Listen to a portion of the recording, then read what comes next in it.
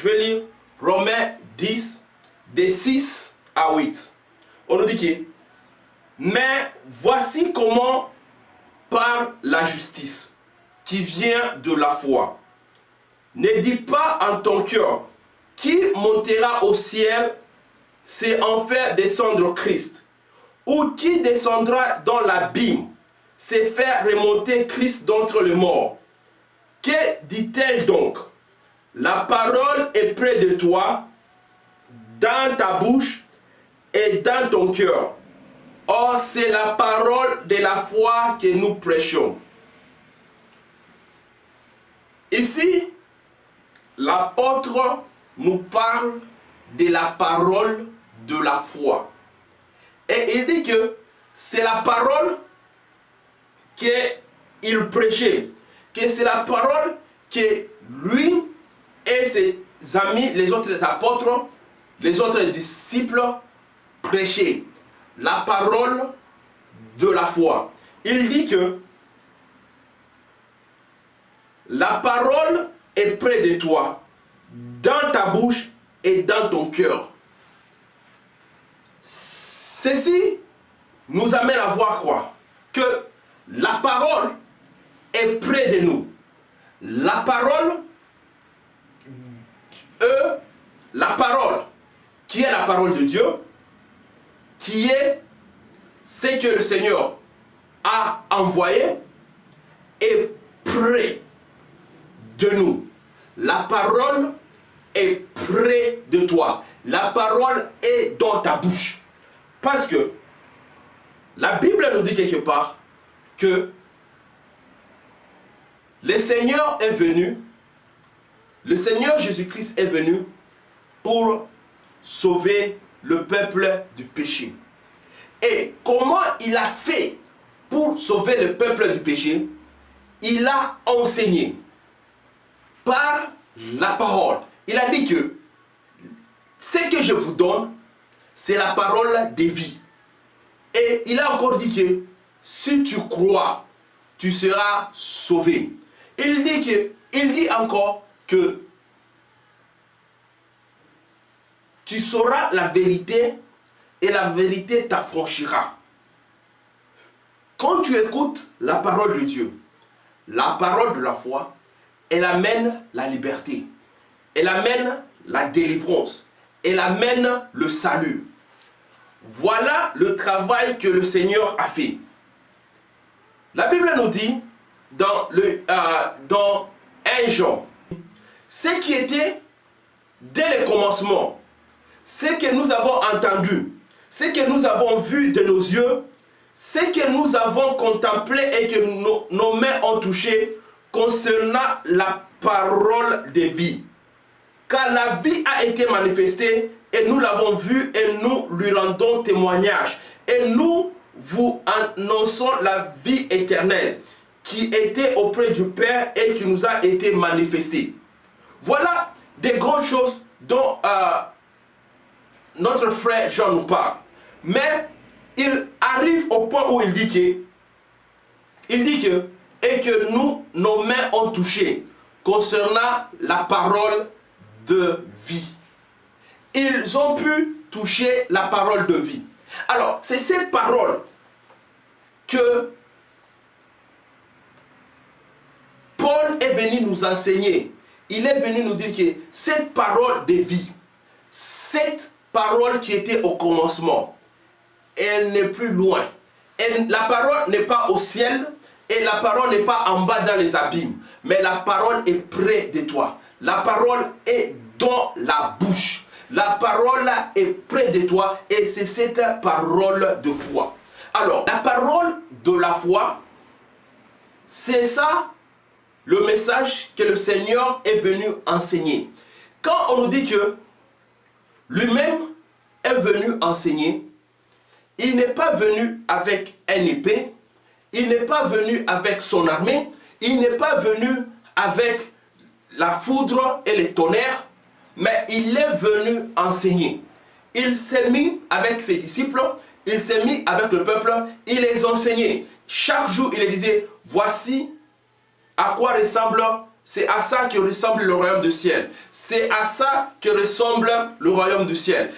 C'est ça que j'ai vu mon Père en train de faire. Voici ce que je suis venu vous enseigner. Alors, il est venu enseigner à son peuple la foi. Alors, car, comme on a lu avant, sans la foi, nul ne peut plaire Dieu.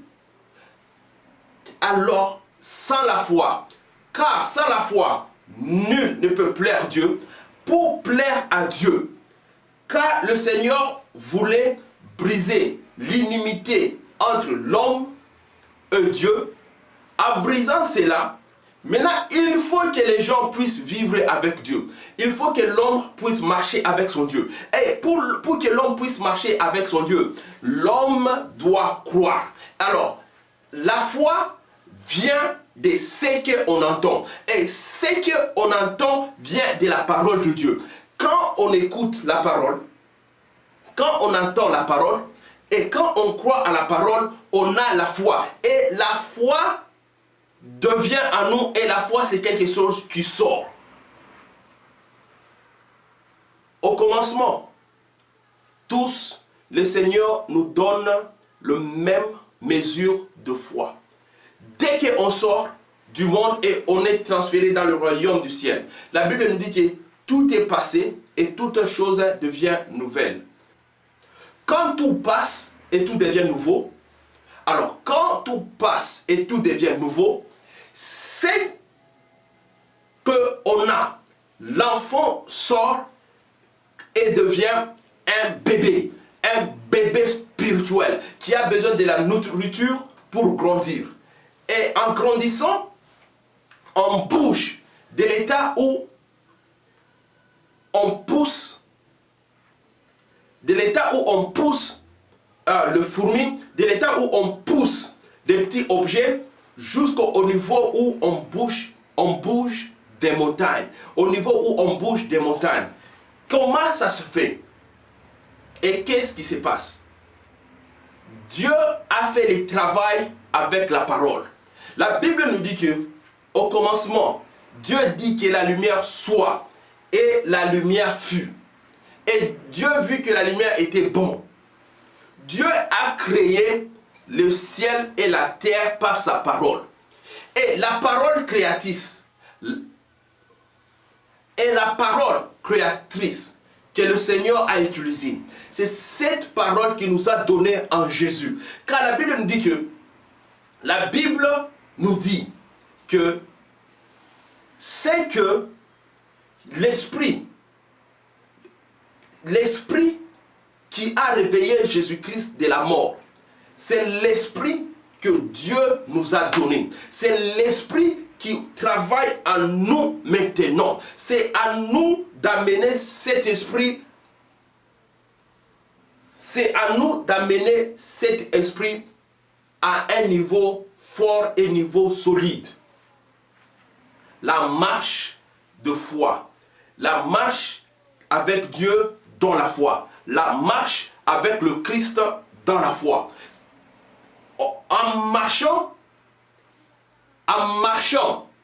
avec Dieu dans la foi, on est en train de voir ce que la Bible nous dit, qu'on part de l'exploit en exploit. On parle de l'espoir, on part des exploits en exploits. Alors, toutes ces grandes choses, c'est que Noé a fait, c'est que Abraham a fait, c'est que David a fait, c'est que Goliath a fait, et ce que Moïse a fait. La Bible vient nous révéler que toutes ces choses-là, tout ce qu'ils ont fait, c'était par la foi.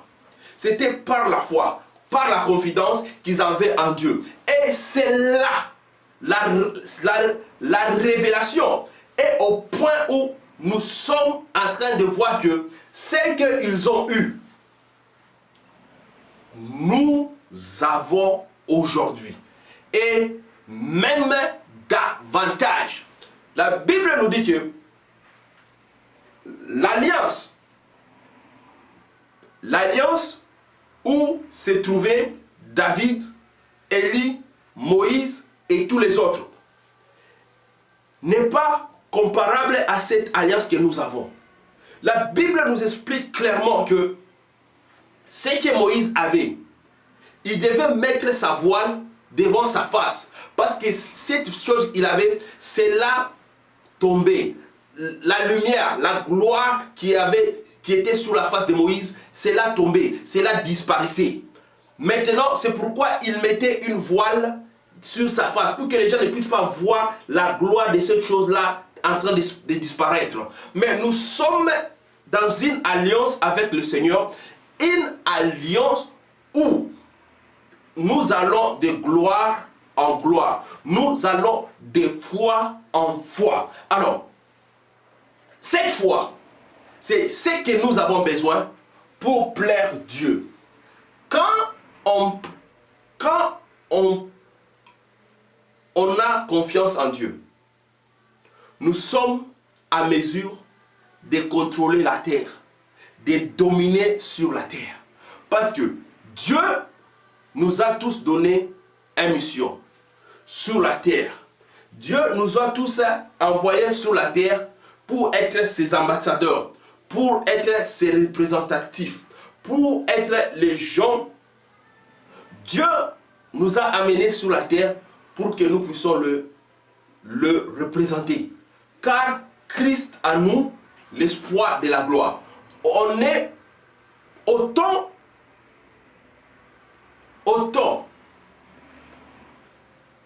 à l'heure exacte, au temps exact, au moment exact. Le Seigneur Jésus-Christ est venu sur la terre pour représenter Dieu. C'était un envoyé de Dieu. Il est venu faire son travail sur la terre.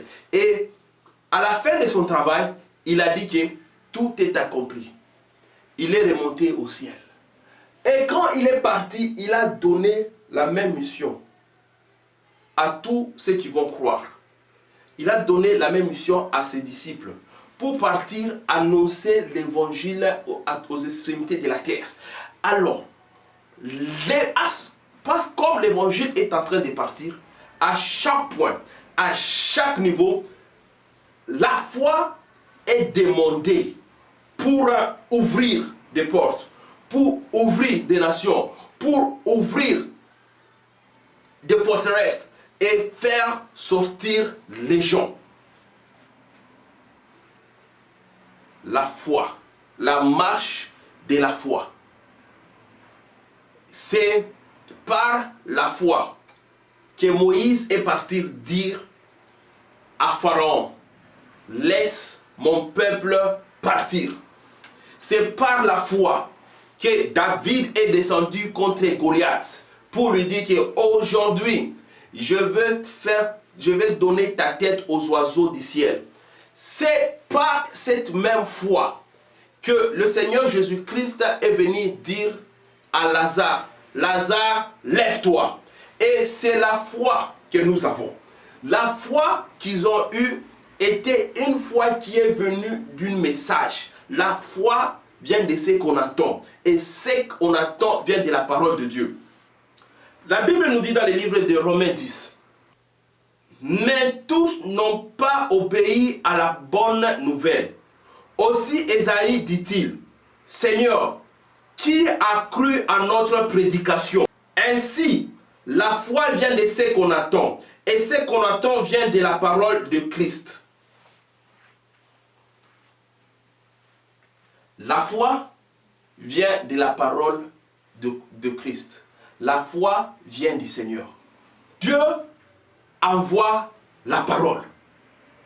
Dieu, c'est la parole. Et il envoie aussi la parole. Pour tout faire, le Seigneur envoie la parole. Quand Dieu a besoin de faire quelque chose, quand Dieu le roi a besoin de faire quelque chose, il dit et la chose arrive. La Bible nous dit que là où il y a la parole du roi, c'est là où il y a la puissance. Là où il y a la parole du roi, c'est là où il y a la puissance. Dieu, en étant le roi des rois, quand il a besoin de faire quelque chose, il ne se lève pas pour aller faire. Dieu ne sort pas pour aller faire du travail. Il dit et la chose arrive. quand le Seigneur a voulu voir la lumière, il a dit que la lumière soit, et la lumière fut.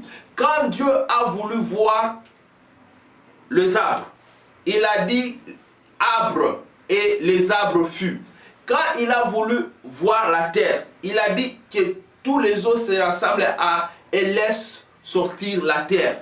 Et la terre fut. Quand il a voulu voir les oiseaux, il a dit oiseaux, montez dans le ciel. Quand il a voulu voir tous les animaux, il a dit bétail, courez.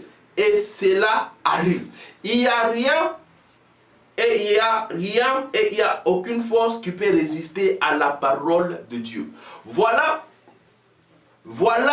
pourquoi on a besoin de la foi pour marcher avec Dieu. Notre foi est basée en ce Dieu-là qui est le roi. Notre foi est mise sur le roi. Parce que c'est le Seigneur qui est venu dire à Abraham que je te bénirai. C'est lui qui est venu dire à Abraham que sors de ton pays et je te bénirai. Je ferai ton nom grand et je vais te donner le pays. Alors, le même Dieu qui avait dit au commencement que la lumière soit, il a utilisé sa même bouche et sa même parole pour dire à un homme, sors de ton pays, marche avec moi, je ferai ton nom grand. Alors, cela maintenant été donné à l'homme là de croire ou de ne pas croire. Mais ce qui est vrai avec Dieu est que il dit la chose et la chose arrive. Alors, il n'y a rien qui peut se tenir devant la parole de Dieu. Il n'y a rien qui peut être... Il n'y a rien qui peut se tenir devant la parole de Dieu. Tout est nu devant la parole de Dieu. Donc, tout est faible devant la parole de Dieu. Tout est à terre devant la parole de Dieu. Alors, quand Dieu a décidé de faire sortir, d'appeler Abraham, lui, il a dit que la lumière soit et la lumière fut. Il est venu chez Abraham pour lui apporter une lumière. Une lumière qui va faire son nom grand, une lumière qui va faire son nom et sa famille et ses enfants posséder la terre. Alors, cet homme-là, Abraham, devait accepter la parole de Dieu. Parce que Dieu est le roi des rois. Et Dieu, après la chute de l'homme, Adam, il est revenu pour ramener l'homme à l'état que l'homme avait avant. Il est venu pour travailler avec l'homme à l'état qu'il était avant. Alors Dieu demande à l'homme de pouvoir croire à son Créateur. Sans la foi, on ne peut pas plaire Dieu.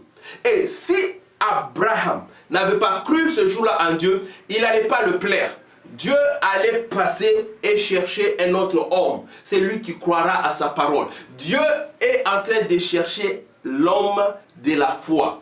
Parce que il est le roi. Il est le roi de rois. Il est au-dessus, il est en haut de toute la terre. C'est lui qui a créé le ciel et la terre par sa parole. Et il a créé son homme dans ce monde ici. Et le travail, le Dieu grand, puissant et tout-puissant, il est invisible. Le Dieu, la Bible nous dit, on va lire ça, Romains 1:20. En effet, la perfection invisible de Dieu, sa puissance éternelle et sa divinité se voient comme à l'œil depuis la création du monde. Quand on les considère dans ces ouvrages, ils sont donc inexcusables. La Bible dit qu'en effet, la perfection invisible de Dieu, sa puissance éternelle et sa divinité se voient comme à l'œil depuis la création du monde quand on les considère dans ses ouvrages. Ici, ce que j'ai voulu attirer de plus est que, en effet, la perfection invisible de Dieu. Dieu est parfait, Dieu est grand, Dieu est invisible. Alors, cette perfection invisible peut être vue à l'œil nu quand on regarde ce qu'il a fait. C'est pourquoi il est venu, il a dit au peuple que je suis le créateur du ciel et de la terre. Je suis l'Éternel. Il est venu se révéler à Abraham et lui dit que je suis le créateur du ciel et de la terre. Et Abraham crut. Alors, l'invisible Dieu veut être cru. L'invisible Dieu veut être entendu et obéi. L'invisible Dieu. Dieu est grand, puissant et invisible. Comme cette parole qui est en train de sortir de ma bouche maintenant. Elle est invisible, mais elle doit être crue. Parce que Dieu, c'est la parole. Dieu, c'est la parole. Et Dieu est esprit. Maintenant, pour les hommes qui sont sur la terre, pour les hommes charnels, pour voir l'invisible, ils doivent commencer par croire. Croire à l'invisible parole de Dieu pour marcher dans l'invisible. C'est une alliance avec un homme invisible, un Dieu invisible, mais qui fait ses ouvrages grands et magnifiques dans l'invisible. Parce que c'est lui le créateur du ciel et de la terre. C'est lui qui a créé les bétails, c'est lui qui a créé la forêt et tous les poissons des rivières. L'invisible Dieu peut être vu par les choses qu'il a fait. Mais non, c'est cet invisible Dieu. C'est cet invisible Dieu avec qui nous avons alliance. C'est cet invisible Dieu qui nous a fait sortir du péché. C'est cet invisible Dieu qui nous a fait sortir de la mort. Maintenant, nous devons marcher avec lui. Continuer à marcher avec lui dans la foi. Ça, voilà, c'est ça la marche de croyants. La marche de la foi des croyants. Car la Bible nous dit quelque part que le juste vivra par sa foi. Ce que je suis en train de dire ici est que Dieu est capable de faire tout ce que nous croyons qu'il va faire pour nous. Et cela est très intéressant que il y a tout dans l'Écriture qui nous dit que tout est possible à ceux qui croient. Voilà. Après la chute de l'homme, après la chute, quand l'homme est tombé, la nature est tombée avec lui. Quand Adam avait fait ce qu'il avait fait dans le jardin, et lui et la création étaient tombés. Le lion, qui était un gentil animal, est devenu un lion grand et féroce, qui s'est mis à s'attaquer contre les moutons, qui s'est mis à s'attaquer contre les moutons et tous les autres animaux de la forêt. L'hippopotame, qui était gentil, un animal gentil et doux, s'est mis à s'attaquer sur les autres animaux. L'éléphant, qui était un animal gentil et doux, s'est mis à s'attaquer sur les autres. Le chien, qui était un animal gentil et doux, s'est mis à s'attaquer. Ils ont tous commencé à aboyer. Avant la chute, ces animaux n'aboyaient pas.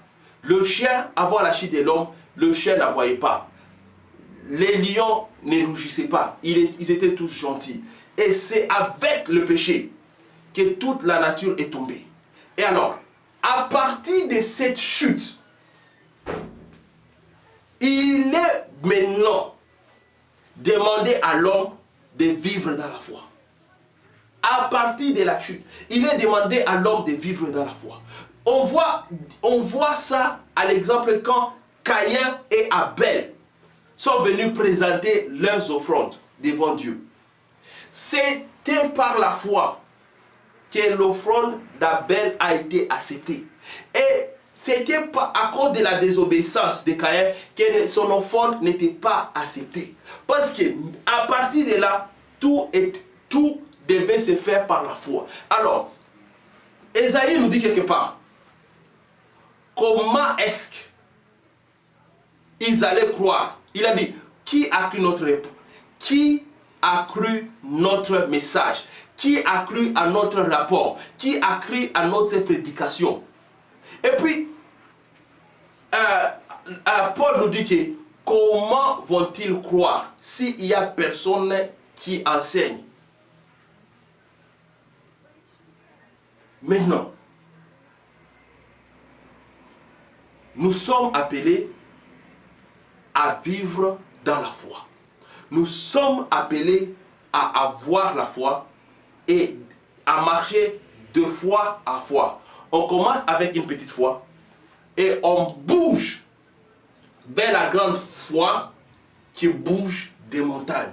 On commence avec une petite foi et on va vers la grande foi qui change des royaumes. Parce que c'est par la foi que Joseph était à mesure de donner la nourriture à toute l'Égypte pendant 7 ans. Pendant 7 ans de famine. Parce qu'en Égypte, il y avait un ministre qui avait la foi. Un ministre c'est par la foi qu'il a pu comprendre la révélation que Dieu lui avait donnée. C'est par la foi. C'est par la foi qu'il est devenu Premier ministre. Et c'est par la foi qu'il a donné les conseils sages. Et c'est par la foi que lui, il avait, qu'il a fait qu'il y avait la nourriture dans l'Égypte pendant 7 ans quand il y avait la famine partout sur la terre. C'est cette même foi que nous avons. La foi que nous avons dans notre bouche. C'est la foi qui vient de la parole de Dieu. C'est cette foi, elle n'est pas au ciel, elle n'est pas en dessus dans les abîmes, mais elle est dans notre bouche. Et c'est cette parole de la foi. La Bible nous dit quelque part dans le livre des Proverbes. La Bible nous dit dans le livre des Proverbes 12, 14. Par le fruit de la bouche, on est rassasié de bien. Et chacun reçoit selon l'œuvre de ses mains. Dans Proverbes 13, 2, la Bible nous dit que par le fruit de la bouche, on jouit du bien. Mais ce que désire le perfide, c'est la violence. La Bible nous dit que par le fruit de la bouche, on est rassasié de bien. Par le fruit de la bouche, on jouit du bien. C'est ça, la parole qui est dans notre bouche. C'est cette parole de foi. Parce que tout ce que l'homme confesse, tout ce que l'homme dit avec sa bouche,